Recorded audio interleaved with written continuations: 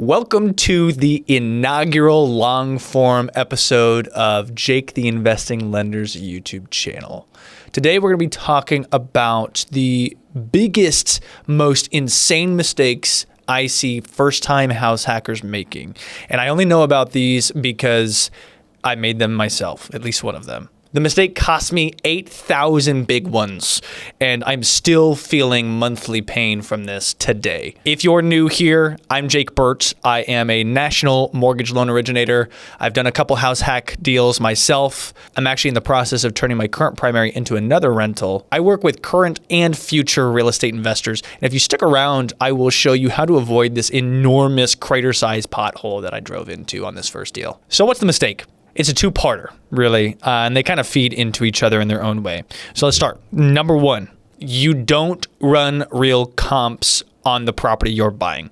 So when you house hack, I'm guilty of this, you look at the property and you think, oh my God, I'm going to live in that house. It's a house you're going to live in, right? So you think of it as a primary. You don't think of it as what you're intending to do with it, which is an investment property. What do you do with properties that you're going to buy as an investment property? You run comps to make sure that what you're paying versus what you're going to get for it are going to make sense. You're going to make money from it, or minimum break even, right? So what do, right? You want to run comps. You have to either get with a realtor or you have to use a program that you can authentically find valid comps on. You want to run within a square mile, ideally in the same neighborhood, similar square footage. Personally, I run anywhere between 10% above and 10% below on the square footage of the property you're buying, and then similar features.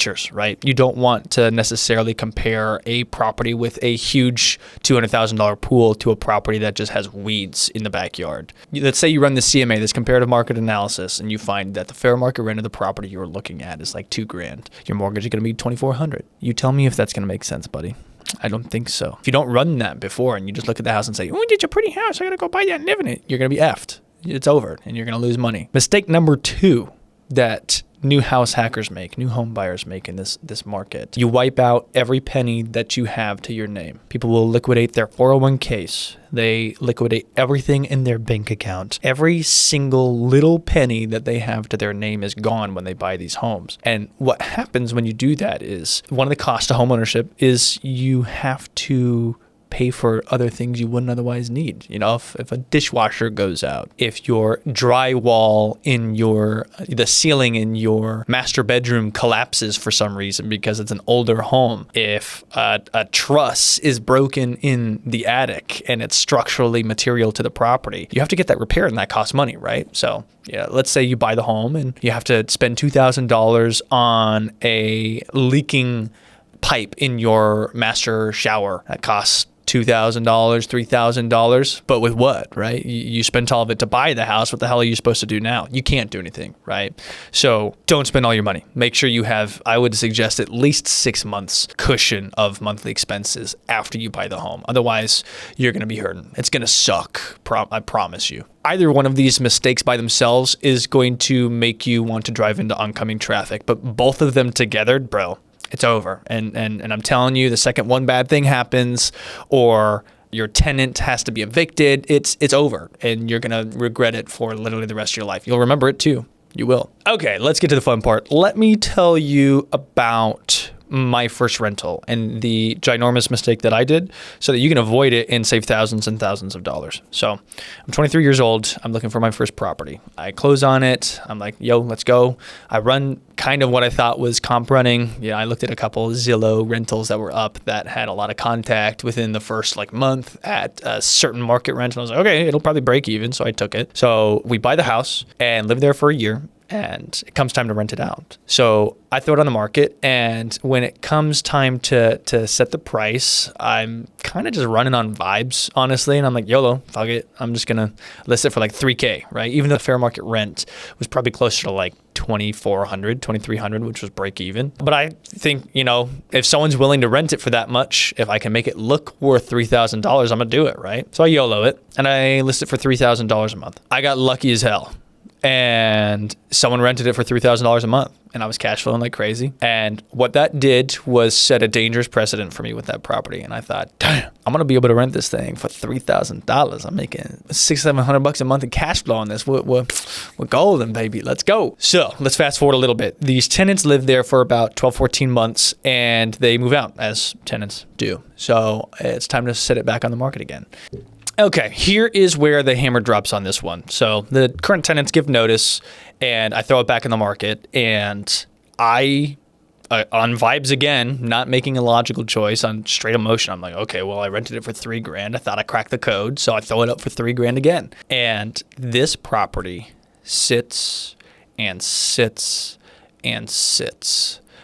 About 90 days it sits for. I lost about $8,000 just in mortgage payments letting this property sit because I was greedy, for one, and two, I didn't actually do the market analysis I should have. I was just running on vibes. You can't be a real estate investor on vibes. It does not work. It does not work at all. So after about 90 some odd days, I get a tenant in the property and they're renting it for $2,099. 2099. That is almost $1,000 less than what I initially had it rented for. And now I'm losing money on a monthly basis, about $300, $200-300. Woof. I mean, especially after you deplete that whole investment bank account, it's like, well, shoot, here I am bleeding money. I bled like an enormous amount. Plus now I'm trickle bleeding through this entire lease. All of that would have been avoided if I did the market analysis before I bought the home thoroughly, didn't vibe on it, and I found a home that was going to cash flow with the nominal down payment I was putting down and with the fair market rent in that area. Don't invest on vibes. I'm telling y'all. All that said, lesson one recap here. Do an actual rental analysis, a CMA. Don't go off of a rentometer from Zillow. Don't go off of Redfin's estimates on whatever the rent is. Pull comps within a square mile radius, preferably in the same neighborhood, rented in the last 6 months, similar square footage. I personally go 10% above and 10% below the square footage. Same bed count, same bath count. Make sure the amenities are comparable. Again, don't go looking at, super bougie properties if your property's from like the 1990s and it's original, and you'll be happier for it. The next step and the best step you can make is to conservatively underwrite these properties. So take the average of all of those homes that you looked at and multiply it by 0.9. Take 10% off the top after you take that average. If it still cash flows or if it still at least breaks even, you're good. You're going to be fine. You don't want to list it at that price, but you're going to know even if you have to drop it a little bit, you're going to be fine when it comes down to the wire. A bonus note, especially in the Phoenix market right now, investors are not seeing this unicorn cash flow that everyone always talks about. Let's not pretend here. If you're seeing people make posts and talk about how they're cash flowing $1,000 a month like I was for a little bit, like me, they're lucky. And for the most part, you're going to be maybe a little bit above break even, mostly break even. And that's just the game. Real estate's not get rich quick. It is get rich over the long period of time. It's get rich quick over a multi-decade period. So stay in it for the long game. Realize you're not going to be making $10,000 a month from rentals in 2 years if you have 3 properties. Get in it, stay in it. Period. Lesson number 2, stop spending every single Benjamin that you have to your name to get into a property. I see people do this all the time. You got $30K, save a chunk of that. You don't need to spend every penny you have to buy a home. Here's a perfect example. You buy a home, $400,000, $12,000 down payment. You have $12,000 to your name after you have the sellers pay for all your closing costs. And it's a 30-year-old home. Little did you know the sellers haven't replaced the AC more than twice in the lifespan of this home. So this is an old AC. Day one, AC's gone, $15,000. Where the hell are you going to pull that money from? You spent it all. Well, now you have a debt to Semperfi heating and cooling because you had to take a loan out to get this AC replaced. Oh shoot, your sink is dripping now. Well, you just spent $15,000 on a loan on a new AC. What are you gonna do with that pipe that's just burst under your sink? You're gonna have to finance that too. Why? Because you try to get in the game and you did everything you could to get in the game. You spent all your dough.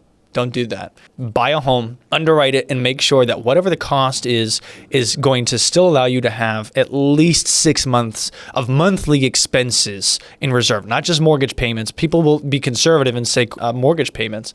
Make sure you've got 6 months of reserves in all payments so that if something goes wrong, if something breaks, if you rent it and you've got to wait a month, God forbid 2, to get it rented, you're going to have that excess, that reserve to take care of you. If you have to get the seller to pay seller concessions to buy the home, which I recommend you do it so that you can save more and have that as your nest egg for when it comes time to deal with whatever things will inevitably come. They will. I don't care how good your inspector is. I have a great inspector, and he's missed things on one of the homes that I bought. And it's just the nature of the beast. They're human. Things happen. Homes age. As things age, they break. Just be prepared for it. That's all you have to do. Biggest thing here, a deal where you're broke on day one after you put the key in the front door isn't a deal, bro. Like, it's stupid. You're stupid. Don't do that. Don't be broke to buy a house. Make sure you got the reserves. Here's why this hits house hackers a little bit harder than just traditional buyers. Normally, when you're house hacking, you've either got other roommates that you're living with, friends, or just like people off like Roomsly, or people living in like a unit if you bought a property with an ADU.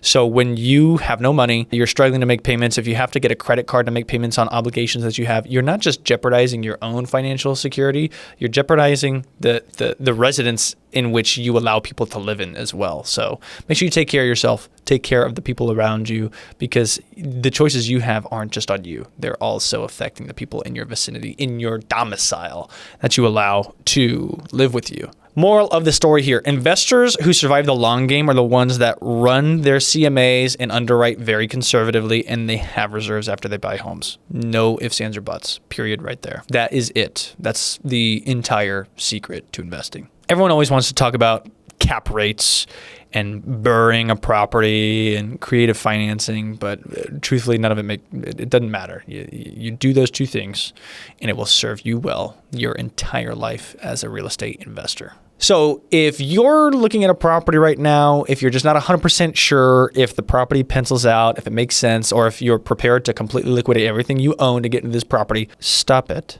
Just stop it. Book a call with me. Got the link below in the description. Let's talk through it before you sign anything so you don't go lose thousands and thousands of dollars like I did. I'd rather spend 30 minutes with you to talk you through what you're looking at and prevent you from losing $8,000 than to have you go through the exact same lesson that I did. Stuff breaks. Numbers lie when you're not running them right.